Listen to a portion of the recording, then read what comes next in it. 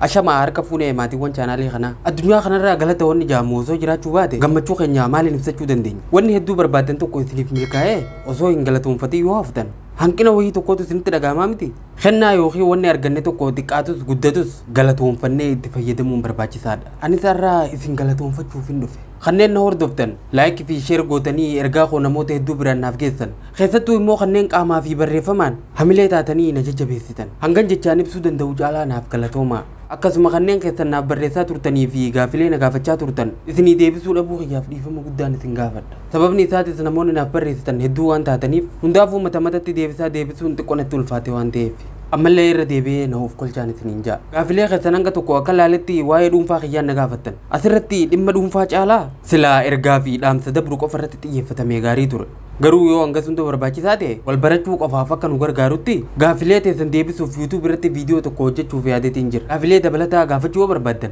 koomentii YouTube irratti gaafachuu dandeessan hubachiisa gaafachuun kan danda'amu YouTube irratti qofa viidiyoo kana isa YouTube irra jiru jalatti koomentiidhaan gaafachuu dandeessan gaafii namni tokko gaafate osoo irra deddeebi'amuu baate gaariidha YouTubein isa profaayila TikTok irra jiru san yookiin birraa inspire jaati sarchi godha akkaawuntii YouTube muraasni maqaa kiyyaawwan banamanii jiraniif irratti barreessuun dura sirriitti addaan baafadha ammallee irra deebi'ee hedduu akkanaaf galatooma deebii gaafii keessanii qabadhee hangan dhufutti nagaatti